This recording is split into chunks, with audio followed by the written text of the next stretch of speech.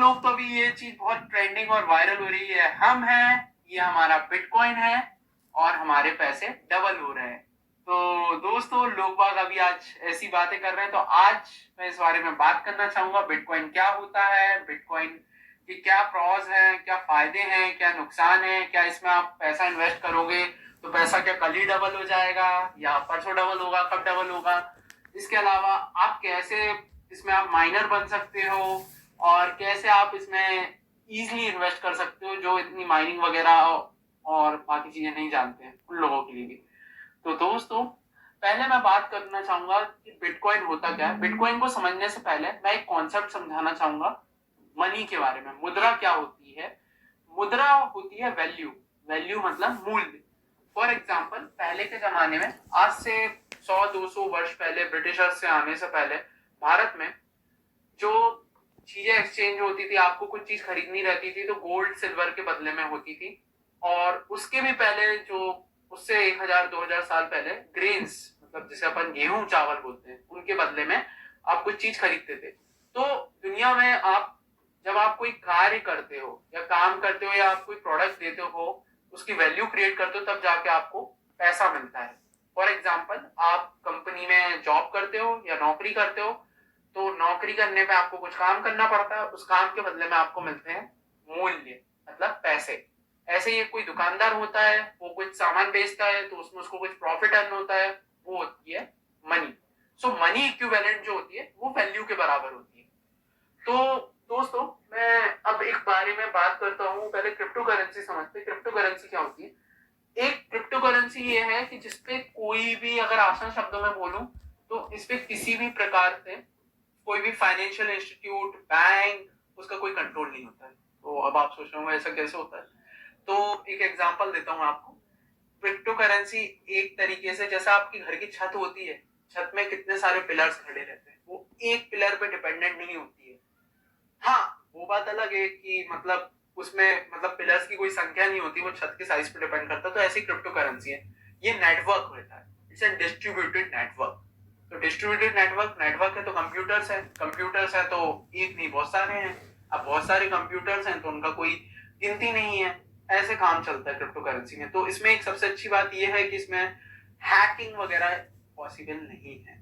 Okay, so next thing is that इसमें मतलब कैसे और इसको और अच्छे समझाऊं तो मैं, कि जैसे मैंने अभी बात करी आपसे कि मतलब कैसे फाइनेंशियल इंस्टीट्यूट, बैंक्स का कोई कंट्रोल नहीं होता।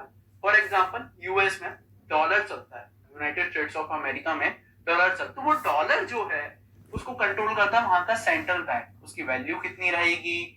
और जैसे आप अभी भारत में रहते हो, भारत में जो है, आप 100 रुपए का नोट देते हो, 100 रुपए का नोट दोगे तो आपको 100 रुपए की मूल्य की चीज मिलेगी, 200 की तो नहीं मिल सकती, क्योंकि उसका मूल्य तय है, आरबीआई ने तय किया है। तो अब जो डिजिटल करेंसी, क्रिप्टो करेंसी की बारे में मैं बात कर रहा हूँ, उसे बिटकॉइन कहते हैं। बिटकॉइन एक तरीके से अल्टरनेट फाइनेंशियल सिस्टम भी कह सकते हैं। इसकी शुरुआत 2008 में हुई थी।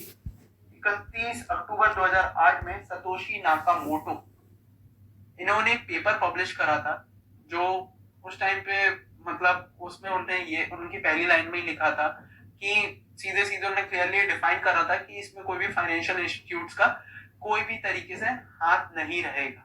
ये एक नेटवर्क है, it's an auto run algorithm पे काम करता है। ओके, अब बात करते हैं बिटकॉइन के प्रॉस के बारे में। प्रोसेस इसमें बहुत सारे हैं कि जैसे अगर अभी आपको पैसा एक देश से दूसरे बैंक में ट्रांसफर करना रहता है, जैसे आप कनाडा में रहते हो और आपको अमेरिका में पैसा ट्रांसफर करना है, तो ये काम आप अभी बहुत टाइम भी लगता है, प्लस साथ में बैंक्स भी कुछ चार्ज करते हैं।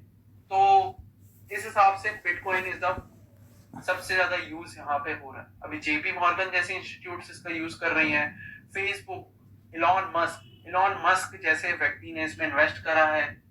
तो बिटकॉइन का ये फायदे हैं या तरीके से प्रॉस बोल सकते हैं। अब मैं बात करना चाहूंगा आपसे बिटकॉइन काम कैसे करता है। इसकी रनिंग या इसकी वर्किंग समझने से पहले आपको कुछ और बेसिक समझने रहेंगे। आपको कंप्यूटर साइंस के कुछ एडवांस कॉन्सेप्ट पता होने चाहिए, और साथ में आपको और भी जैसे बातें बताऊं कि मैं सॉफ्टवेयर के बारे में पता होना चाहिए।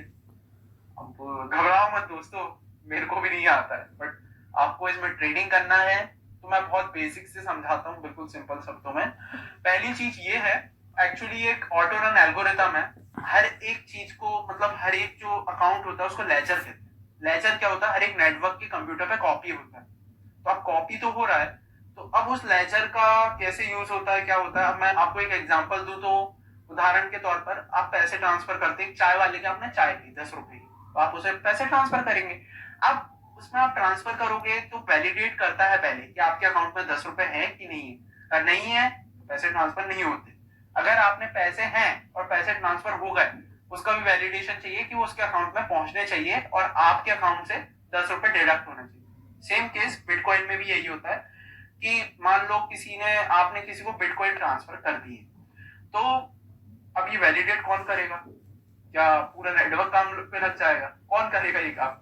तो इस काम के लिए माइनर्स लोग होते हैं। माइनर कोई भी हो सकता है, कोई भी बन सकता है, बट आपको थोड़ा नॉलेज होना चाहिए। You have some knowledge about that. Okay, तो माइनर क्या करता है? ये वैलिडेट करता है। अब माइनर को क्या मिलेगा? माइनर को कुछ कमीशन मिलता है। कमीशन के तौर पे या इंसेंटिव के तौर पे उसको मिलते हैं बिटकॉइंस। तो दोस्तों बहुत ही इंटरेस्टिंग है ये बिटकॉइन। अब इसके बारे में एक चीज और मैं बताना चाहूंगा कि जैसे कोई भी डिजिटल पेमेंट सिस्टम्स आए थे अपने यहाँ, भीम, ये सब कुछ, तो उस टाइम पे जो था ना, इतना एक्सेप्टेड नहीं होता था, हर एक के पास नहीं होता था, बट आज सबके पास है। ऐसे अभी बिटकॉइन की कहानी भी चल रही है। बिटकॉइन हर जगह एक्सेप्टेड नहीं होता। ओके, इसमें एक प्रॉब्लम सबसे बड़ा पता है क्यों एक्सेप्ट नहीं होता? 10 मिनट लगते हैं उसको कंफर्म करने में, क्योंकि ये बहुत बड़ी एल्गोरिथम है। उसको रिड्यूसिंग का काम चल रहा है, क्रिप्टो करेंसी एक्सचेंजेस कर रही हैं, but still it takes a time for getting widely accepted. Okay, तो दोस्तों जैसे 10 मिनट लग रहे हैं, तो बट मैंने ऑलरेडी बताया ना आपको, फॉरेन फंड्स वगैरह इसको यूज कर रहे हैं। और सबसे ज्यादा बड़ी बात जो है 120% इंक्रीमेंट आया है। और एक और मैं आपके साथ फैक्ट शेयर करना चाहूंगा कि अभी हाल ही में इसमें 13% यूथ ने अभी इन्वेस्ट करा है और 3% अडल्ट एज के लोगों ने किया, जो अपने पापा की एज के या 40+ के एज के लोग होते हैं उन्होंने। अब प्रेजेंट डेट इसका कहाँ कहाँ यूज हो रहा है ये सब तो हमने बात कर लिया। अब हम बात करते हैं नेगेटिव पॉइंट्स क्या है। सबसे ज्यादा जो नेगेटिव पॉइंट है वो डार्क वेब में। डार्क वेब बहुत ही खतरनाक जगह रहती है एक तरीके से कहा जाए तो। वहां पे लोग मनी लॉन्ड्रिंग कर रहे हैं, हथियारों को, ड्रग्स को खरीदने के लिए इसका यूज कर रहे हैं। तो इसके हिसाब से तो यार फिर बिटकॉइन में एक यही प्रॉब्लम है। और इसका एक और प्रॉब्लम है, ये नो फंडामेंटल बेसलाइन वैल्यू है, एक्सपर्ट जो इसे बोलते हैं। और ये इनएफिशिएंट एसेट भी है एक्सपर्ट्स के हिसाब से। और इसमें क्लेम और नथिंग वाला कोई कॉन्सेप्ट नहीं है। अभी जैसे एलॉन मस्क ने ट्वीट किया तो इसकी वैल्यू बढ़ गई है, ऐसे ही अब अगर कोई और आदमी आएगा या कोई और बड़ी सेलिब्रिटी या एनी वन, अगर उसने इसके वैल्यू को गिरा भी सकती है। जब इसमें हाई प्रॉफिट है ना, तो हाई रिस्क भी है दोस्तों। अब मैं लास्ट में बात करना चाहूंगा आप कैसे इसमें इन्वेस्ट कर सकते हो। There are numerous apps available. तो दोस्तों आज के लिए अब लेता हूं मैं विदा, फिर मिलेंगे अगली बार इसी समय इसी शो पे। धन्यवाद। बिटकॉइंस के बारे में ये जानकारी हमें दे रहे थे अर्चित जैन।